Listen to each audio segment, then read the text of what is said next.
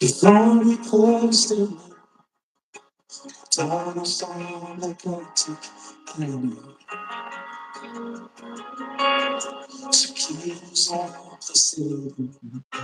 Still can move free. I tell you how to go tick.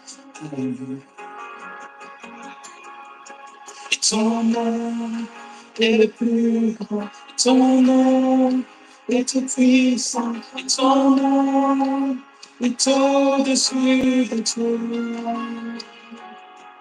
Three songs, autorité, royaume, et dignité, ton est au-dessus de tout, et les anges acclament. Tu es proclame, tu es saint, tu es glorifié, tu es très saint. Jamais tu es seul.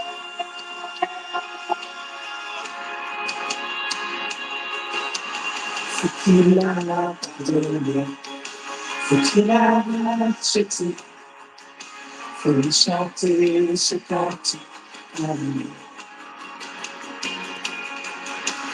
Faut qu'il a libéré, faut qu'il porte son nom, faut lui chanter ce cantique.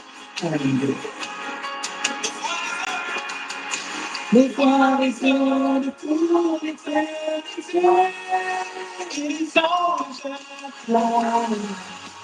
Tu es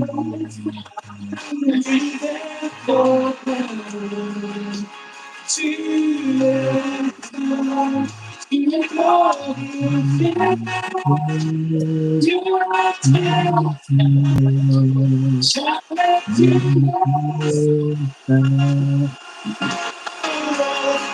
tu te donnes tout. Tu es saint, tu es roi des rois. Tu es saint, tu es d'éternité. Tu es jamais tu es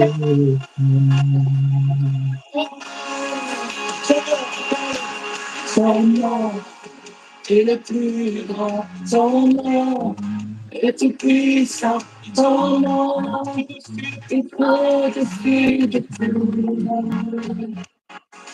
Puissance, autorité, royaume et dignité, ton nom est au-dessus de tout.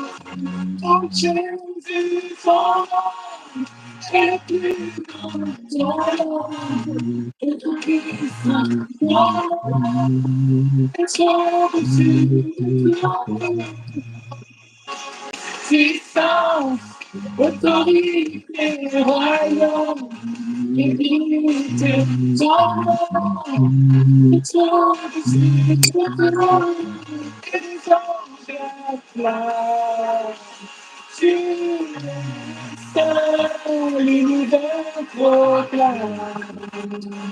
Tu es saint, tu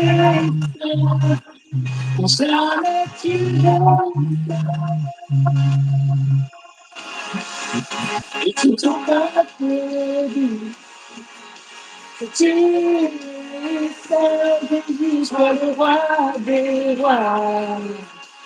Tu es saint, Dieu d'éternité. Tu es saint, jamais tu es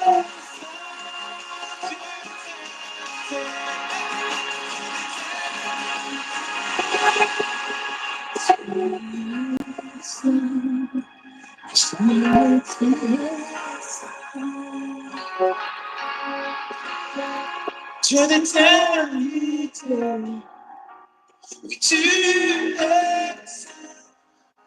à jamais tu es saint. Alléluia, alléluia. Tu es saint, Seigneur. Tu es saint, Seigneur. Tu es saint, Seigneur. Tu es saint, Seigneur. Saint, saint, saint, le Seigneur. La terre est remplie de sa gloire. L'église est remplie de sa gloire. Alléluia, alléluia, alléluia. Mbola faly miarabanareo tsiraray avy izay menada anio sabata fahafito ny volana novambra 2024. Ry havana mandeha ny andro mandeha ny volana. Ry havana tonga eto indray isika hiaraka hideran'Andriamanitra ilay masina voambara teo. Masin'Andriamanitra. Andriamanitra mandrakizay. Ry havana tsapanao ve ny fahamasinan'Andriamanitra, tsapanao ve izany fahamasinana izany. Andriamanitra ambony ny Andriamanitra rehetra. Raha mieritreritra isika, tsisy fetr'Andriamanitra. Tsisy fetra Andriamanitra. Izy dia tsy azo rifesina. Ny fahalehivezan'Andriamanitra, ny fahamasinan'Andriamanitra. Ry havana, maniry mafy tena iaona amin'Andriamanitra. Maniry mafy iaona amin' Jesosy. Be fitiavana izy. Rehefa malalo amin'ny tompo, anio dia andro fandraisana ny fanasan'ny tompo.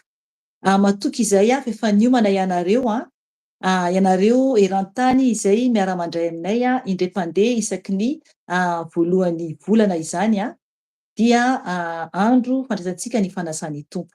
Ao anatin'izany ny mpanompon'Andriamanitra rehefa avy eo isokerika dia hitondra ihany koa izy ny tenin'Andriamanitra ary koa zany ampibebaka anao.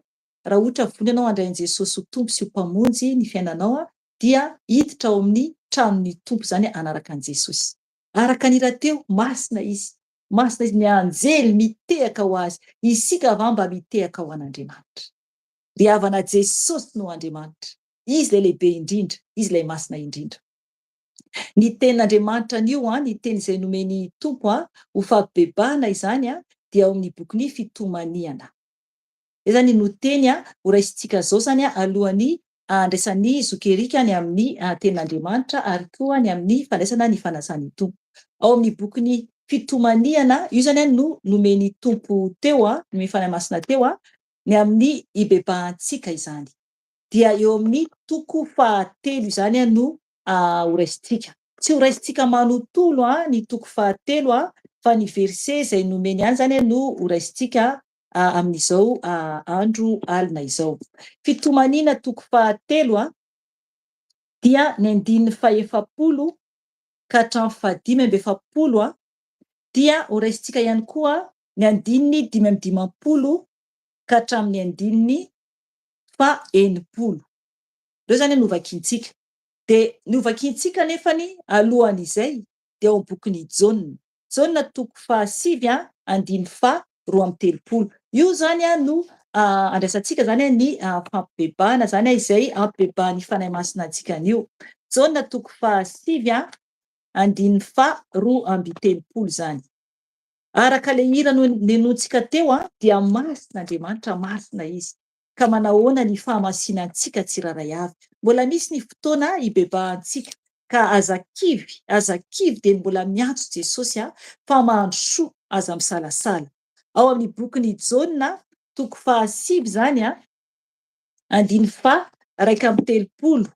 Io zany no vakiantsika izany dia manambara ilay fahamasinan'Andriamanitra teo araka ny hira izay noenontsika teo zany ny raintsika ihany koa raha ohatra ka hainao ny hira dia manambara hoe masina zany masina zany Andriamanitra zany. Dia ao amin'ny Jaona toko fahasivy andininy faha-raika amby telopolo dia mivaky toy izao amin'ny anaran'i Jesosy tompo. Fantantsika fa Andriamanitra tsy mihaino ny mpanota fa izay mivavaka aminy sy manao ny sitrapony no enoiny. Amen. Hatreo ihany. Ry havana, eto zany ny tenin'Andriamanitra dia manambara hoe fantantsika fa Andriamanitra tsy mihaino ny mpanota. Ry havana, tsy mihaino antsika mihitsy Andriamanitra raha ohatra mpanota isika. Tena tsy mihaino izy. Tsy mihaino izy. Isika anatin'ny fahotantsika.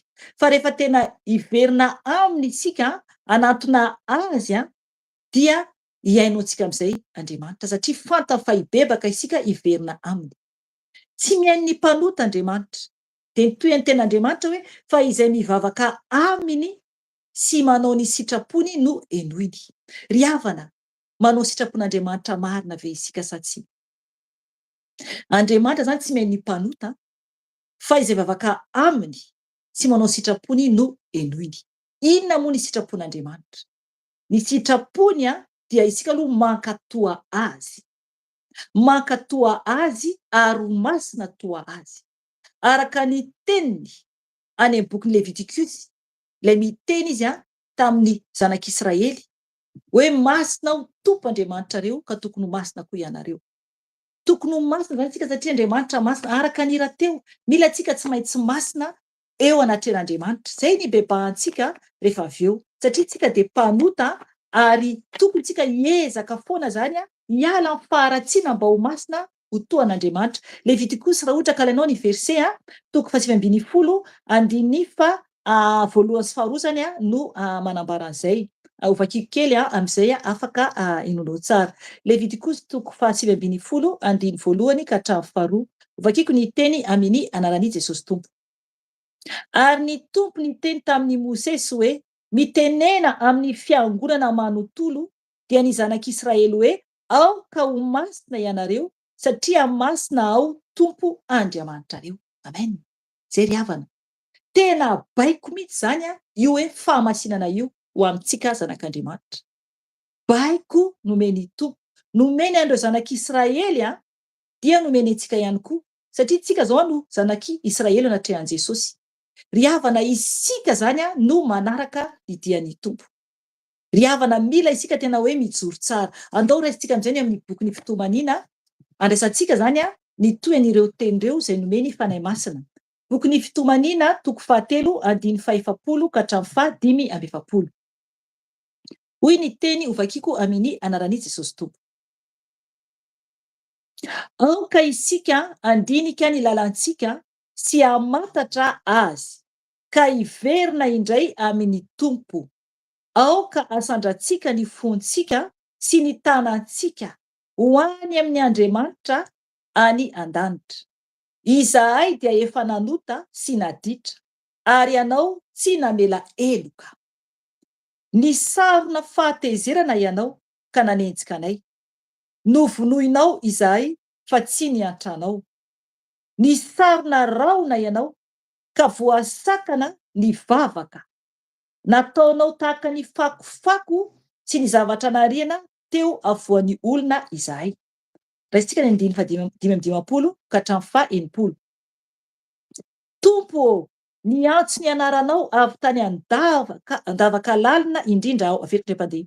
Tompo, niantso ny anaranao avy tany andavaka lalina indrindra aho. Ny feoko dia efa renao ka aza tapenana ny sofinao raha mitaraina. Mitady izay mba hiainana kely aho. Nanakaiky ianao tamin'ny andro niantsoko anao ka hoy ianao aza matahotra. Tompo, ianao nandahatra ny adiko izay nikasika ny haiko. Eny, ianao no nanafitra ny haiko.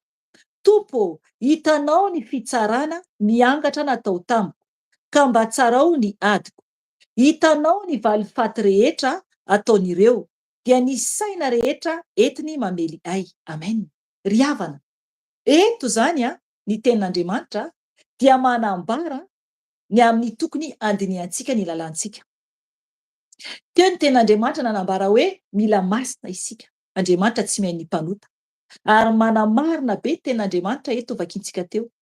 Manamarina be mihitsy jerevana ny tenin'Andriamanitra eto hoe avelokely hoe aoka isika andinika lalantsika sy hamantatra azy ka hiverina indray amin'ny Tompo. Mila miverina amin'ny Tompo zany isika. Zany hoe ny Tompo zany miandry antsika hiverina aminy. Mila miverina amintsika zany tsika zay ny Tompo vao hiaino antsika. Zay izy vao afaka hiaino antsika. Mila antsika miverina manao patany miverina amin'ny Jesosy.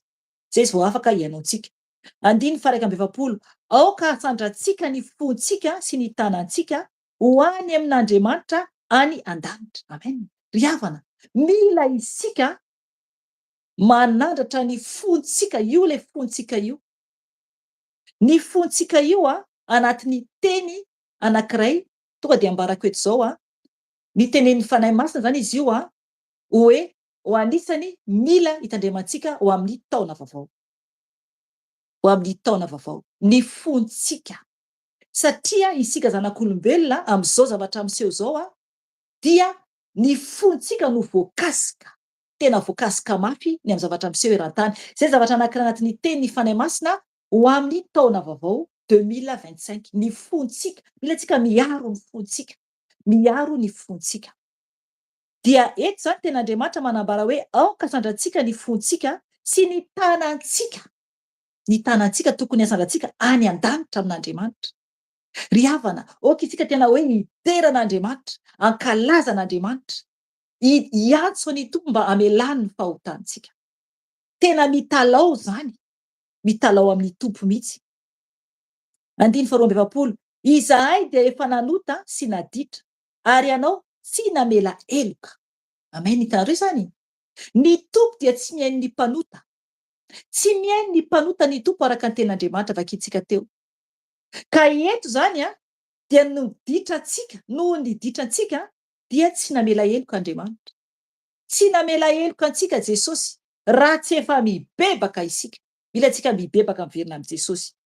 2:17 Nisarona fahatezerana ianao ka nanenjika anay. Novonoinao izahay fa tsy niantranao. Tanareo zany. Andriamanitra tsy azontsika vazivaziana tompo.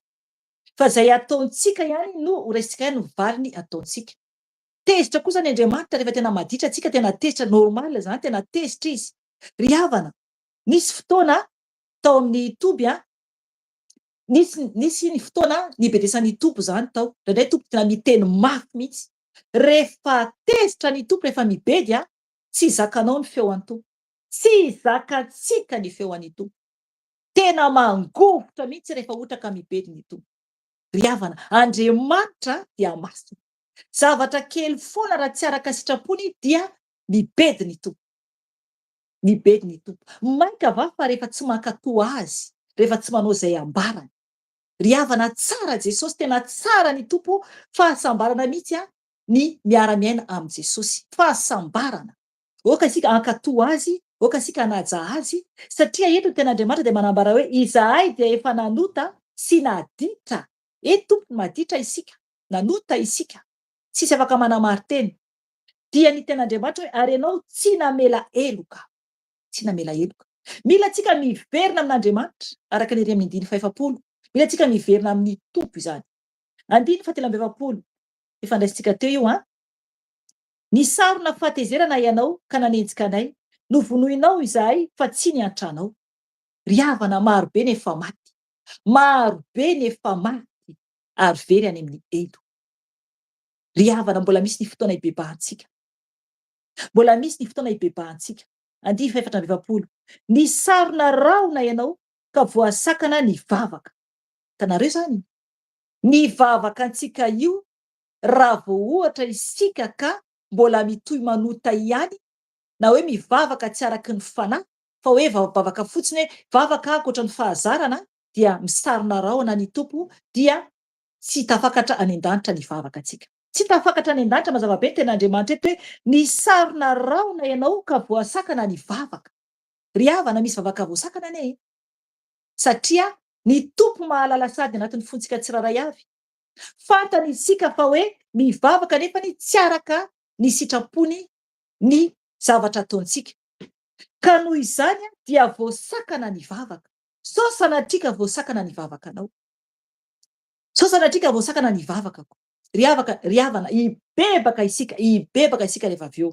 2:20 Nataonao tahaka ny fakofako sy ny zavatra nariana teo afovoan'ny olona izahay. Amen. Ry havana, isika dia tena tahaka ny fakofako mihitsy rehefa manota isika, mahaloto, afa-baraka isika. Ary tsy eken'ny tompo akory isika rehefa anatin'ny fahotana. Zay le hoe tahaka ny fakofako. Tahaka ny fakofako. Ry havana, ny tompo dia mbola maninditra ny tanany amin'izao andray antsika.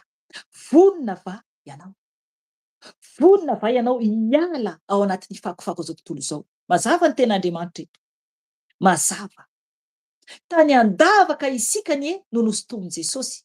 Misy izay teny zay anatin'ny ten'Andriamanitra. Tany andavaka, aty lavaka nisy antsika teo aloha. Raha mbola anatin'ny aty lavaka ianao tokony ianao hifoha, mifoaza, mifoaza tompoko. Ny aty lavaka dia anatin'ny zordira izany. Araka ny teny eto hoe fakofako. Tiantsika ny tompo miantso antsika Jesosy. Tonga de toizantsika eo amin'ny 5:5-10. Tompo, niantso ny anaranao avy tany andavaka lalina indrindra aho. Hitanareo zany zay lavaka lalina anatin'ny fakofako anaty lavaka isika. Tokony miantso ny tompo raha mbola mahatsapa ianao anaty lavaka ve ianao zao. Antsovy Jesosy raha mbola atsapanao anaty lavaka ianao. Ry havana ny tompo iray ny afaka aniditra an-tanany andray anao. Tsy olombelona akory. Tsy olombelona akory. Tsy mama Felicia Mpaminany na Izokerika Evangelista akory no afaka anolotra tananao anao ivoanao anaty lavaka. Jesosy irery ihany. Jesosy irery ihany. Izy nanafaka ny anaty lavaka ary vonona koa ny tompo anafaka anao anaty lavaka. Ry havana mila isika manolo tena ho an' Jesosy raha zany tsy ho tafavoaka mihitsy isika, tsy ho tafavoaka. Satria mazava tsara ny ten'Andriamanitra hoe tompo niantso anaranao avy tany andavaka lalina indrindra ao, lalina, lalina indrindra ao. Ny feoko dia efa renao ka aza tapenana ny sofinao raha mitaraina mitady izay mba hiainana kely aho. Amen. Hitanareo zany. Ny feontsika ve dia henin'ny tompo sa tsy? Sao dia mbola tsy henin'ny tompo ny feontsika. Sao mbola tsy henin'ny tompo ny feonao satria mbola miaina anatin'ny loto. Raha mbola miaina anatin'ny loto, anatin'ny fakofako isika dia tonga amintsika mihitsy ny ten'Andriamanitra io hoe tapenan'ny tompo zany ny sofiny, tsy miaino izy. Araka ny ten'Andriamanitra hoe tsy miaino ny mpanota Andriamanitra. Tsy miaino ny mpanota izy. Araka ny ten'Andriamanitra izay novakiana teo. Ry havana mila mitandrina isika. Oka ianao afantatra ny ara-panahinao, fantatra hoe ny ara-panahinao. Dia hoy ny ten'Andriamanitra 5:7-10 hoe nanaiky ianao tamin'ny andro niantsoko anao, ka hoy ianao aza matahotra. Tanteraka aminao ve zany ten'Andriamanitra izany? Efa niainanao ve ny tompo? Efa niteny ve ny tompo hoe aza matahotra? Efa niteny ve ny tompo taminao hoe aza matahotra? Engany ho tanteraka aminao izany. Engany ho tanteraka amintsika izany anio. Ho antsika tsiraray avy. 5:20. Tompo, ianao nandahatra ny adiko izay nikasika ny aiko. Eny, ianao no nanavitra ny aiko. Amen. Ry havana. Ny fahavalo dia mitady izay amonoana antsika. Izay ny atao Satana. Izay no ady etrentsika ety ambony tany. Mitady amin'ny hevitra maro izy anapotehana antsika, amonoana antsika, isintomana antsika ny andavaka. Fa ny tompo dia miandry antsika hiverina aminy. Hiverina aminy. Eto ten'Andriamanitra dia olona efa afaka io olona io. Fa isika manahoana? Manahoana isika? Tonga amintsika ny tenin'ny tompo. Mazava tsara ny ten'Andriamanitra hoe tompo, ianao nandahatra ny aiko. Ianao nandahatra ny adiko, azafady. Tompo, ianao nandahatra ny adiko izay nikasika ny aiko. Eny, ianao nanavitra ny aiko. Amen. Ry havana ny tompo nanavitra ny ainy ary ny ainao ary ny aiko. Ny ainao ary ny aiko eo anatrehan'ny tompo. Vonona va isika tena hoe anatona ny tompo. 5:7-10. Tompo, hitanao ny fitsarana miangatra natao tamiko ka mba tsarao ny adiko. Aoka isika hitanana amin'ny tompo anio. Aoka isika hitanana amin'ny tompo anio. Eto amin'ny tompo ny adinao. Inona ny problema misy amin'ny fiainanao? Inona ny olana misy amin'ny fiainanao? Ny tompo afaka anafaka anao. Ny tompo afaka anavotra anao raha tena miverina amin'ny tompo tanteraka ianao. Inona no ady atrehanao amin'ny fiainanao? 9:80 farany.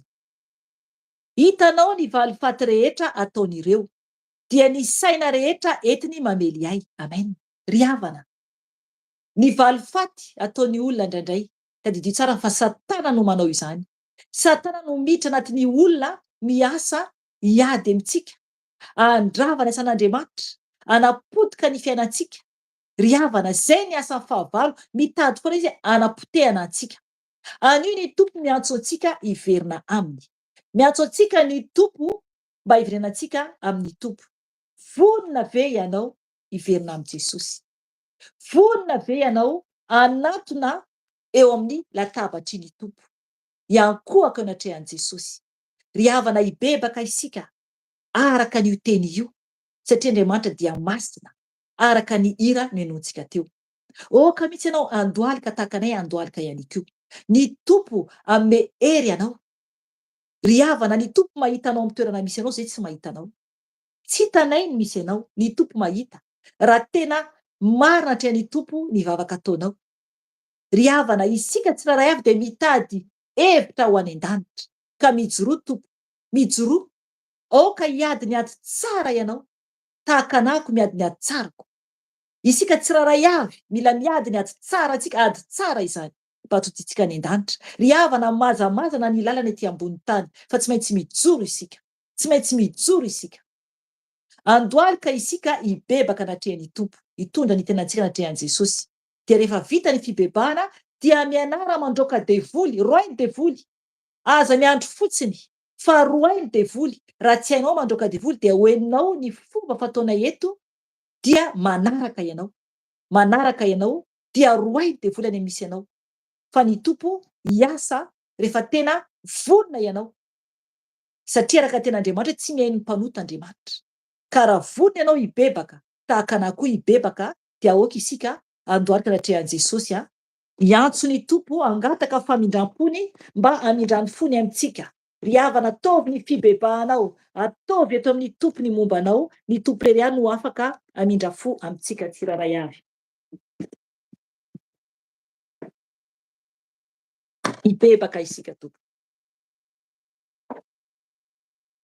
Jesosy tompo, indreto izay Jesosy io, mandohalika eo anatrehany seza fiandriananao.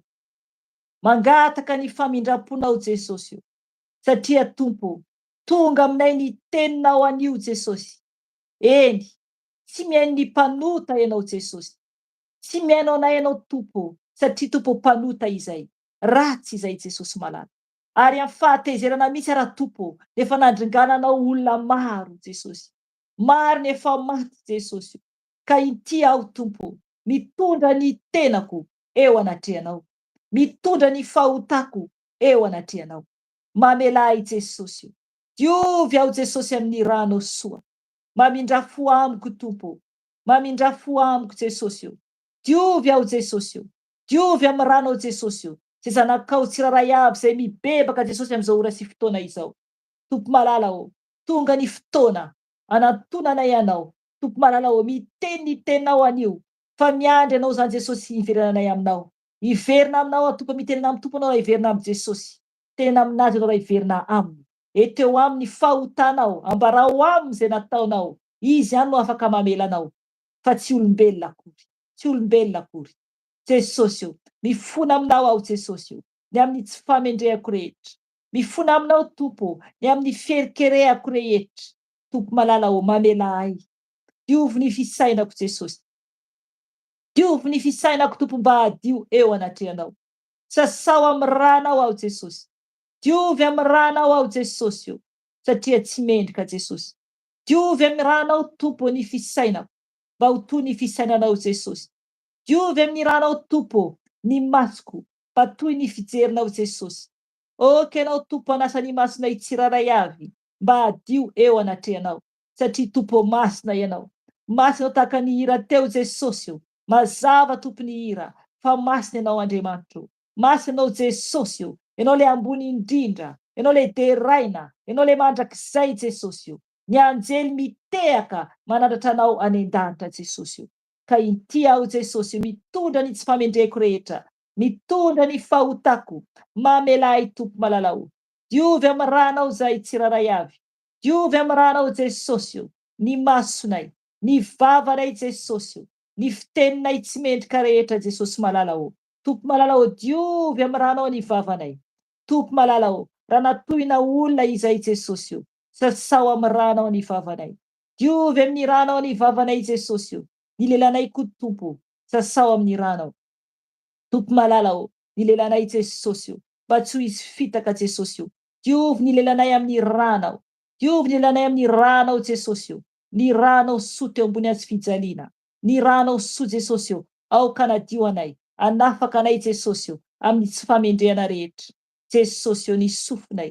Ny sofinay Jesosy io. Diovy ny sofinay Jesosy io.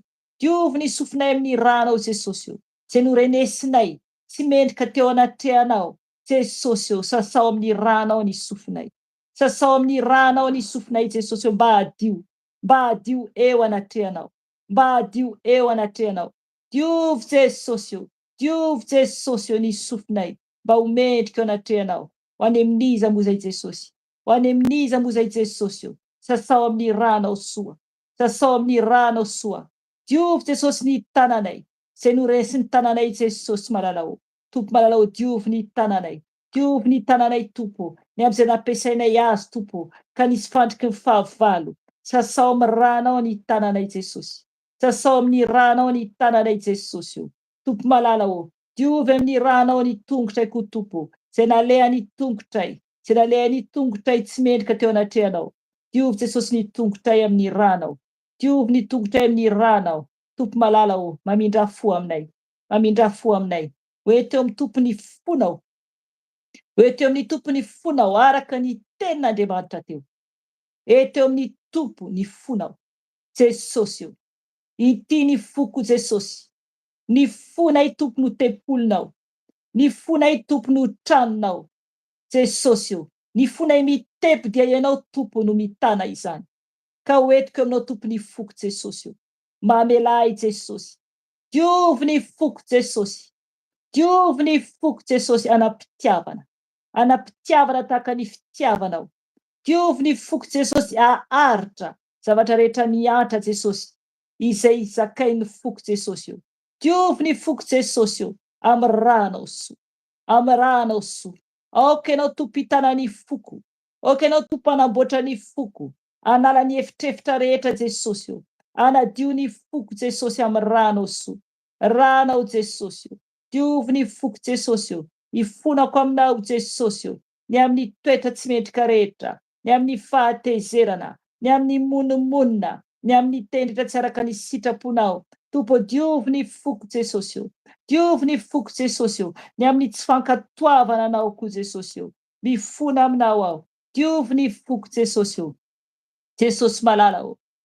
Sotroiny rano Jesosy. Mangatamy tompony rany. Anadio ny taovanao manontolo. Sotroko ny ranao Jesosy. Sotroko ny ranao Jesosy. Anadio ny taovako manontolo. Anadio ny lalandrako. Anadio ny tenako. Sotroko ny ranao Jesosy io. Sotroko ny ranao Jesosy io. Diovy Jesosy aho. Sotroko ny ranao tompo. Mamindra fo amiko ianao. Mamindra fo amiko ianao Jesosy satria tsisy toanao. Ianao l'Andriamanitra lehibe indrindra. Ianao l'Andriamanitra lehibe indrindra. Ka misaotra anao aho Jesosy. Misaotra anao aho Jesosy. Tompo malala aho. Tompo malala aho. Oka ianao tompo amindra fo aminay tsiraray avy zay nibebaka teto. Oka ianao amindra fo Jesosy io. Amela ny elokay. Ranao tompo ka ikorina anatin'ny vatanay. Oka ny ranao tompo andoro ny loharanika rehetina zay tatadiforona Jesosy io. Ka tsy anakery aminay izany. Fa dorako amin'ny ranao Jesosy. Dorako amin'ny ranao Jesosy io. Ny areta tatadiforona tompo dia tsy anakery amin'ny taovako. Tsy anakery amin'ny tenako. Tompo malala ho enao no mpanadio mpanafaka. Enao no mpanadio mpanafaka. Jesosy io, tsisy toanao. Tsisy toanao, mamindra fo Jesosy io. Mamindra fo Jesosy malala io. Oeteo amin'ny tompo ny fianakavianao. Oeteo amin'ny tompo ny ankonanao. Oeteo amin'ny tompo izao tontolo izao. Mibebao any olo-kafa. Mibebao any olo-kafa Jesosy io. Mibebaka ho Jesosy io. Ho an'ny ankonako tsiraray avy. Oetiko anatrehanao Jesosy io. Mamelany izy ireo ianao. Amboary Jesosy io. Amboary Jesosy ny ankonako tsiraray avy Jesosy io. Apetrako aminao koa tompo ny fianakaviako tsiraray avy. Eo koa tompo izao tontolo izao Jesosy io. Ny olona tsiraray avy eran-tany Jesosy io. Mibebaka ho Jesosy io. Ho an'ny tsiraray avy. Mamindra fo Jesosy io. Amboary ny tsiraray avy Jesosy io. Oka ianao amindra foa. Amindra fo amin'ny tany Jesosy io. Amboary izay Jesosy dia mbola velona. Amboary Jesosy dia mbola velona. Tino no Andriamanitra masina indrindra. ka misaotra anao Jesosy, ka misaotra anao Jesosy. Hitsangana isika androka ny fahavalo, roay ny fahavalo, roay ny fahavalo, de mbola misy ny fotoana aza vela hikasikasika anao. Ka hitsangana zay Tompo, raisinay ny hery sy ny fahefana Jesosy io. Ka hitsangana izay androka ny asa matin'ny Satana rehetra. Ka amin'ny anaranao Jesosy avy a Nazareta no hitsanganako sy andidiko. Androako ny asa matin'ny Satana rehetra, miala nareo devolon'ny Beelzeboba, didiko amin'ny anaranao Nazareta, torona amin'ny ran'ny Jesosy. Miala devolon'ny Beelzeboba, miala nareo de randavaky ny hery, potehina amin'ny ran'ny Jesosy. Potehina amin'ny ran'ny Jesosy, ravaky ny hery ny devolon'ny Beelzeboba, miala nareo, miala devolon'ny Lucifera, didiko amin'ny anaranao Nazareta, didiko amin'ny torona amin'ny ran'ny Jesosy. Torona amin'ny ran'ny Jesosy, torona amin'ny ran'ny Jesosy, ravaky ny hery plasareo, miala tsy ambinina, tsy mipetapetaka aminay, miala amin'ny ankonako, miala totokantrano, miala amin'ny asan'Andriamanitra, miala devolon'ny Lucifera, torona amin'ny ran'ny Jesosy, torona amin'ny ran'ny Jesosy, torona amin'ny ran'ny Jesosy, ravaky ny hery ny plasinao, tsy manakevy, tsy manam-pahefana aminay, didiko amin'ny ran'ny Jesosy, ran'ny Jesosy, ran'ny Jesosy, feu, feu, feu, feu, feu, feu, feu, feu, feu, ravaky ny hery ny devolon'ny Lucifera, tsy manakevy, tsy manam-pahefana, miala, tsy midikitra amin'ny tokantranoko ato, miala nareo devolon'ny Satana, potehina amin'ny ran'ny Jesosy, potehina amin'ny ran'ny Jesosy, potehina amin'ny ran'ny Jesosy, miala avy ravaky ny hery, tsy ambinina, tsy mikasikasika ny ankonako, tsy mikasikasika ny fiainako, tsy mikasikasika ny asan'Andriamanitra, efa resy andavaky ny hery ny plasinao Satana. Eto ny etanao, torona amin'ny ran'ny Jesosy, torona amin'ny ran'ny Jesosy, torona amin'ny ran'ny Jesosy, torona amin'ny ran'ny Jesosy, miala devolon'ny Jezebela, miala, didiko amin'ny anaran'i Nazareta, potehina amin'ny ran'ny Jesosy, potehina amin'ny ran'ny Jesosy, ny etanao zay etiketinao tato, na tafiditra tato, de eto velany mielo any etanao Jezebela, torona amin'ny ran'ny Jesosy, torona amin'ny ran'ny Jesosy, torona amin'ny ran'ny Jesosy, tsy mikasikasika ny ankonako, tsy mikasikasika ny fiainako, potehiko amin'ny ran'ny Jesosy, potehiko amin'ny ran'ny Jesosy, potehiko amin'ny ran'ny Jesosy, potehiko amin'ny ran'ny Jesosy, potehiko amin'ny ran'ny Jesosy, potehiko amin'ny ran'ny Jesosy, potehiko amin'ny Jesosy, ravaky ny hery plasao, miala devolon'ny sirena, potehina amin'ny ran'ny Jesosy, ferana andavaky amin'ny ran'ny Jesosy va Nazareta, miala amin'ny ankonako, miala amin'ny tokantranoko, miala amin'ny asan'Andriamanitra, torona amin'ny ran'ny Jesosy, torona amin'ny ran'ny Jesosy, torona amin'ny ran'ny Jesosy, miala ianao, tsy manakevy, tsy manafana anay, fa resy, ravaky ny hery ny plasinao, eto ny prodianao, eto ny entanao, potehina amin'ny ran'ny Jesosy, potehina amin'ny ran'ny Jesosy, ran'ny Jesosy mandravaravanao, torona amin'ny ran'ny Jesosy, torona amin'ny ran'ny Jesosy, torona amin'ny ran'ny Jesosy, torona amin'ny Jesosy, ravaky ny hery ny plasinao, tsy manakevy, tsy manam-pahefana aminay, efa resy ianao, potehina amin'ny ran'ny Jesosy, miala nareo, miala devolon'ny dragona, potehina amin'ny ran'ny Jesosy va Nazareta, didiko amin'ny Nazareta, potehina amin'ny ran'ny Jesosy, miala devolon'ny dragona, andavaky ny hery ny plasinao, potehina amin'ny ran'ny Jesosy, potehina amin'ny ran'ny Jesosy, miala devolon'ny mpampiady rehetra, torona amin'ny ran'ny Jesosy, torona amin'ny ran'ny Jesosy, devolon'ny mpandravana asan'Andriamanitra, potehina amin'ny ran'ny Jesosy, potehina amin'ny ran'ny Jesosy, miala reo devolon'ny mpampiady, devolon'ny mpandravana asan'Andriamanitra, potehina amin'ny ran'ny Jesosy, ravaky ny hery ny plasinao amin'ny ran'ny Jesosy, tsy ambinina nareo, efa resy nareo, torona amin'ny ran'ny Jesosy, torona amin'ny ran'ny Jesosy, torona amin'ny ran'ny Jesosy, miala koa amin'ny tokantranoko, miala amin'ny ankonako, tsy manakevy, tsy manam-pahefana anay, fa resy, miala, eto ny etanareo, eto etanareo, miala koa nareo amin'ny écran, miala koa nareo amin'ny YouTube, torona amin'ny ran'ny Jesosy, torona amin'ny ran'ny Jesosy, ny asa mahatita azy manafina fela de tsy ambina, efa resy, torona amin'ny ran'ny Jesosy, torona amin'ny ran'ny Jesosy, efa resy nareo, miala nareo, ny plan rehetra ny Satana de tsy ambinina zany, fa ravako amin'ny ran'ny Jesosy, ravako amin'ny ran'ny Jesosy, ravako amin'ny ran'ny Jesosy, efa levina, tolona venona velandavaky ny hery, potehina amin'ny ran'ny Jesosy, miala devolon'ny alahelo rehetra, miala devoly mpamono'olona rehetra, tsy ambinina zany, miala devoly amin'ny afoko, potehina amin'ny ran'ny Jesosy, potehina amin'ny ran'ny Jesosy, potehina amin'ny ran'ny Jesosy, potehina amin'ny ran'ny Jesosy, tsy manakevy, tsy manam-pahefana aminay, miala ato tokantrano,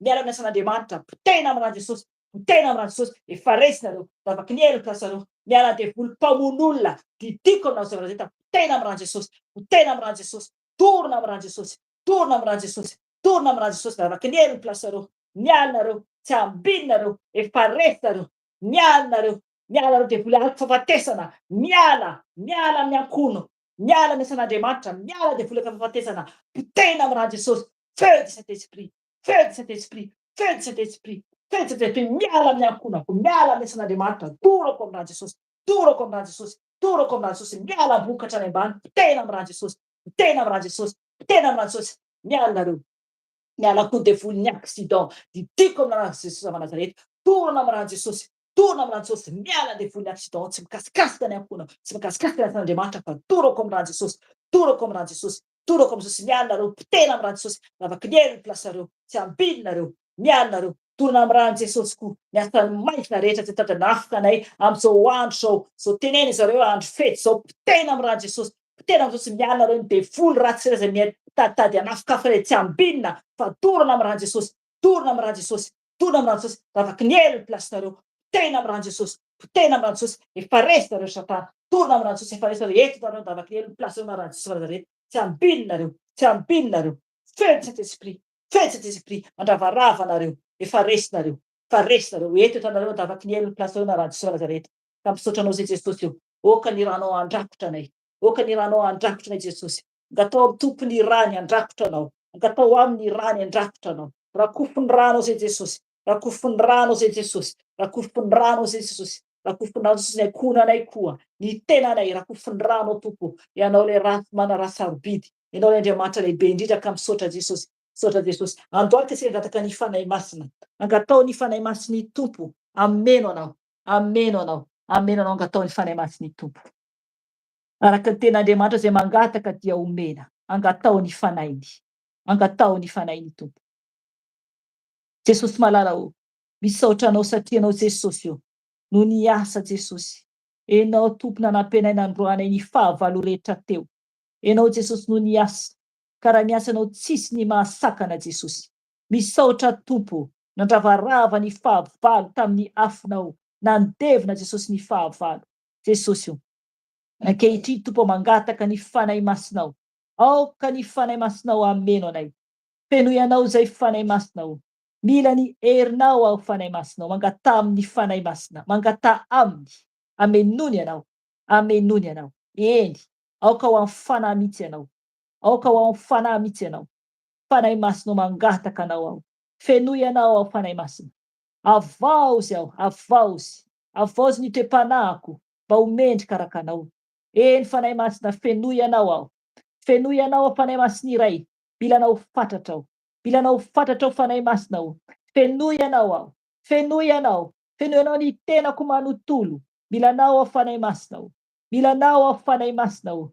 Mila anao aho fanahy masina aho. Aoka anao ameno anay tsiraray avy, zanakao. Aoka anao ameno mitobatobaka. Mena mitobatobaka fanahy masina aho. Mila anao izay. Omeo fanahy fahendrena izay. Meny fanahy fahazavantsaina izay. Amboary zay fanahy masina iray. Amboary izay ray malala o. Eny anao no mpanamboatra raha io. Enao no mpanamboatra raha io ka amboary izay. Fenoy ny fanahy masinao izay. Eny fanahy fiton'Andriamanitra. Oka anao ameno anay.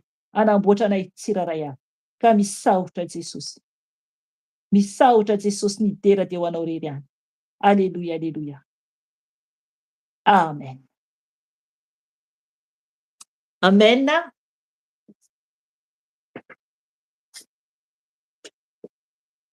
Amen. Amen. Aleluia. Saotra ny tompontsika. Saotra ny tompontsika. Dia voninahitra n'Andriamanitra dia beko ny azokerika ny toyany. Amen. Amen. Amen. Eo amerina ny fiarabana ry havana amin'ny anaran'i Jesosy Kristy Tompo. Fanahy masina dia Andriamanitra ray.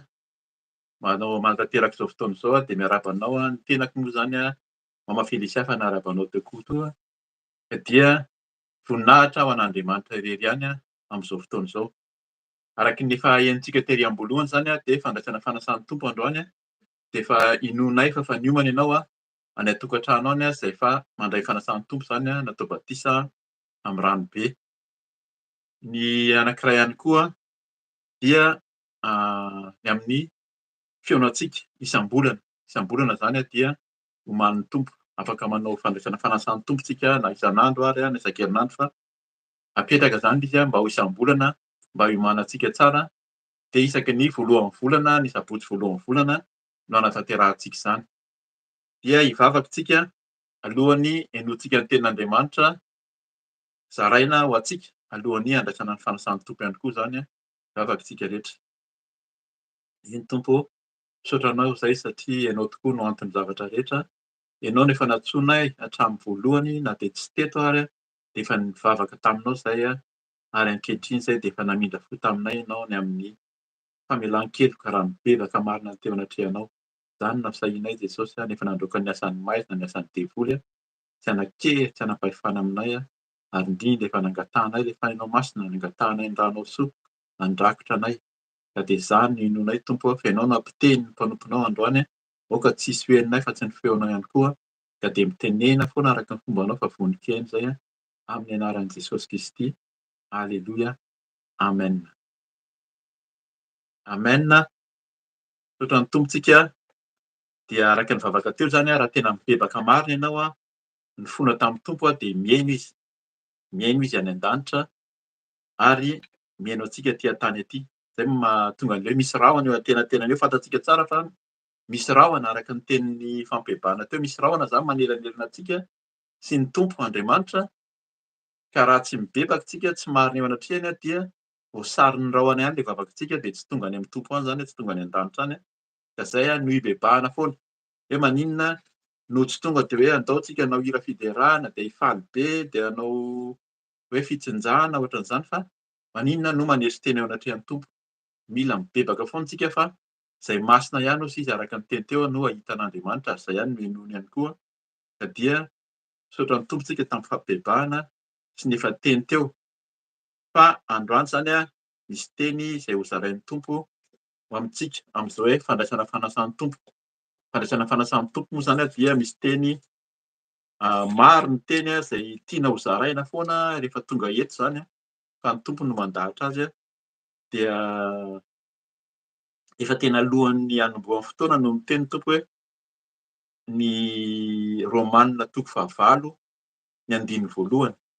Zay zany aloha no tena vakiana fa ho vakiantsika manontolo izy hatrany amin'ny fandiny 40 hanazavana azy avy eo. Ny Romanina 9 andiny voalohany sy ny faharoa. Raisintsika ny andiny voalohany sy faharoa satria manazava azy kokoa. Amin'ny anaran'i Jesosy,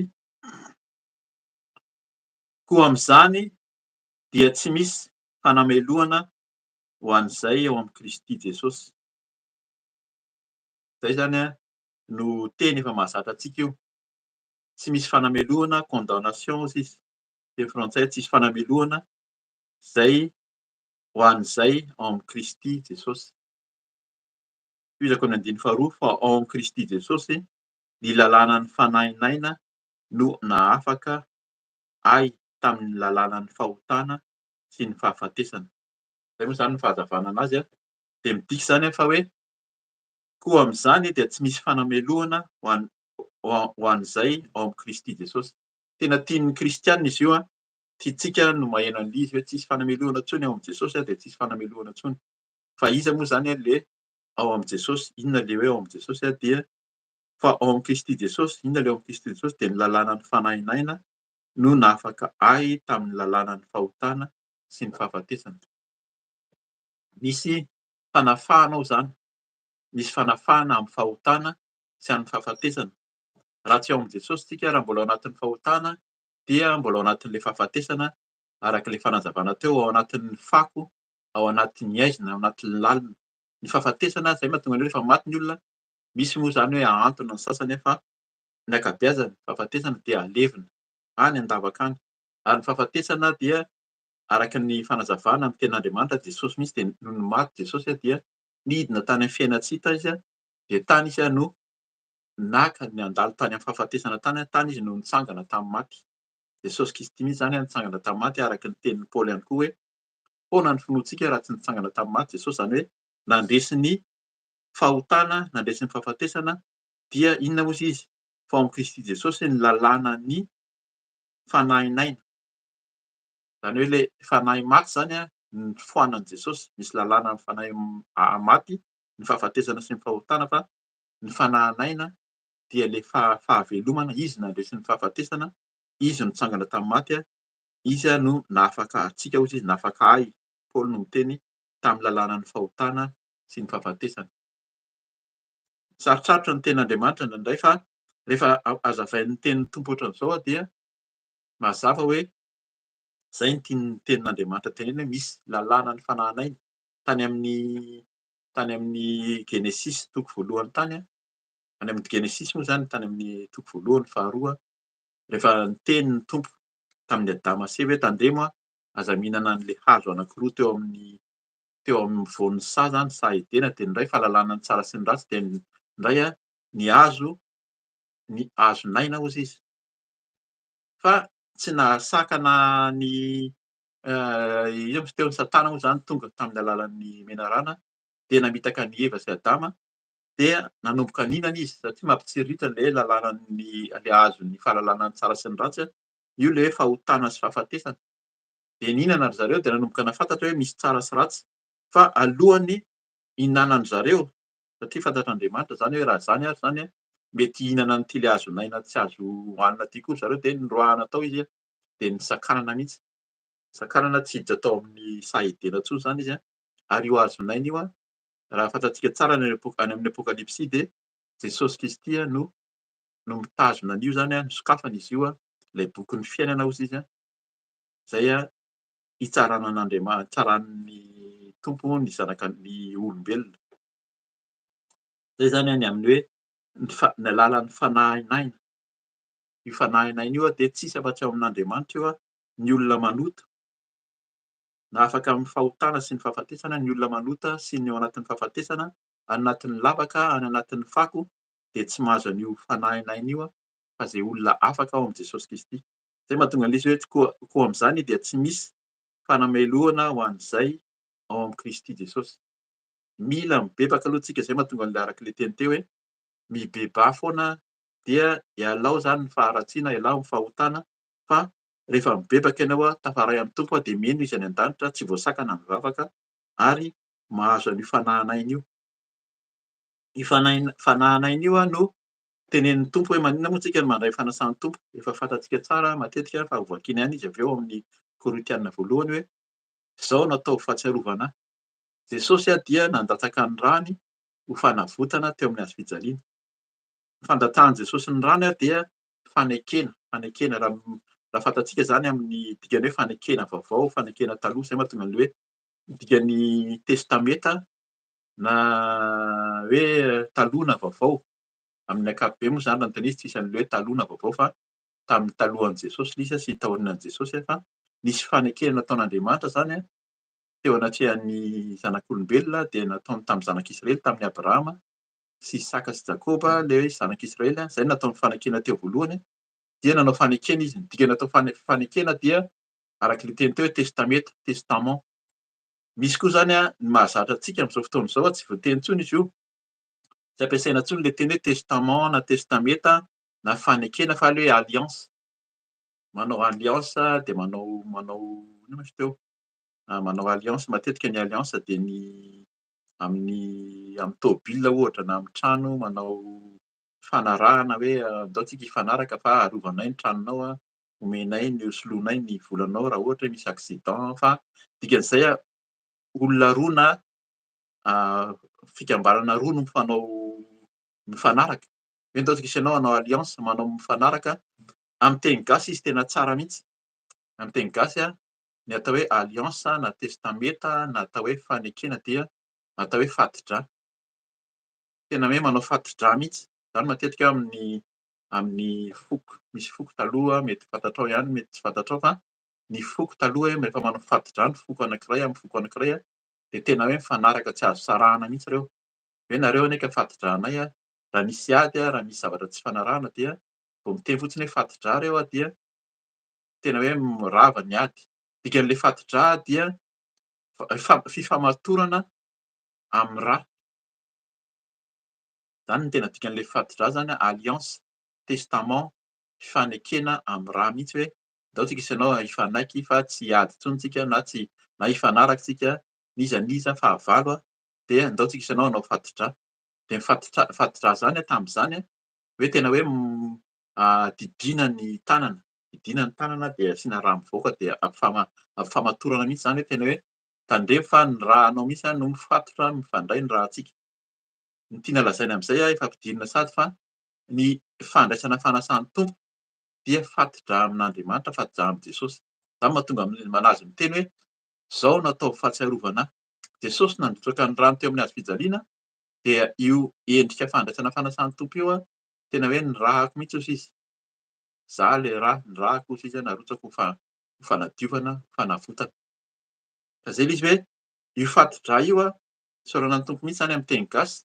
Amin'ny teny frantsay arak'ilay teniko teo mety hoe testament tamin'ny andro taloha verenako sady zany hoe nanao fanarahana Andriamanitra tamin'ny Abrahama dia niteny izy hoe horaina daholo ny lahy ao aminareo.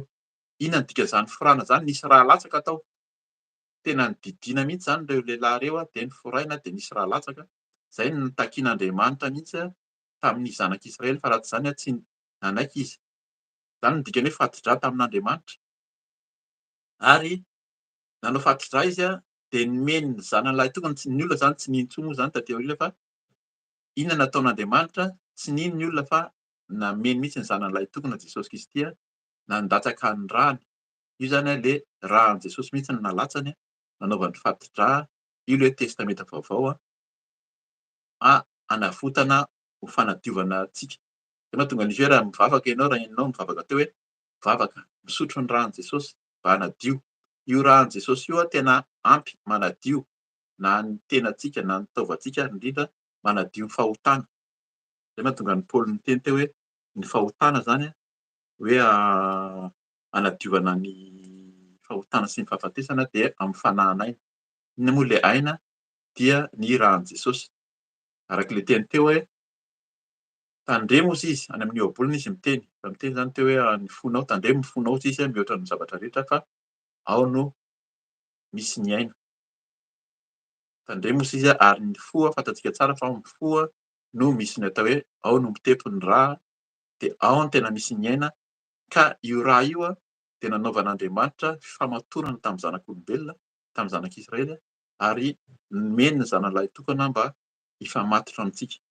Izay zany ny tokony fantatsika hoe maninona moa zany mandray fanasan'ny tompo ihany koa fa ny tenin'ny tompo no manazava an'izany eto hoe raha mahazo an'ilay teny zany amin'ny Romanina toko voalohany teo hoe koa amin'izany dia tsy misy fanameloana ho an'izay ao amin'i Jesosy Kristy. Mila mandray an'i Jesosy ianao ho tompo sy mpamonjy vao voakiana ihany izay avy eo fa ao amin'i Jesosy Kristy izy, ao amin'ny Kristy Jesosy no lalàn'ny fanahinaina no nahafaka ahy tamin'ny lalàna ny fahotana sy ny fahafatesana. Ho vakiako hatramin'ny 140 io mba ho enoantsika, tsy ho mety tsy hazavaina ilay izy fa enoantsika, ahafantarantsika mihitsy hoe inona moa zany ilay fanafahana ao amin'i Jesosy Kristy. Vakiana amin'ny anaran'i Jesosy mba ahafahantsika mila mazoto mihitsy zany. Misy teny mbola ho enoantsika ihany avy eo fa tenin'ny tany amin'ny fitomanina toko 7:4-5 misy teny eo amin'ny Salamo Salamo 150 izay mitovitovy amin'ilay izy efa nomaniko teo zany vakiana dia misaotra ny tompo mihitsy fa ny fanahy masina efa mampahafantatra sady. Ozy ny teny hoe fitomanina toko 7:4-5 hoe raisiko tena teniny fotsiny zany hoe aza tampenana ny sofinao. Aza tampenana ny sofinao hozy izy. Hoe inona moa zany ny dikan'izany hoe aza tampenana ny sofinao, raisiko ihany izy mba henoanantsika anazy hoe inona moa no tiany tompo tenenina. Amin'ny anaran'i Jesosy 5:10 ny fitomanana toko 7 hoe ny feoko dia efa renao ka aza tampenana ny sofinao raha mitaraina mitady izay mba hiainana kely aho.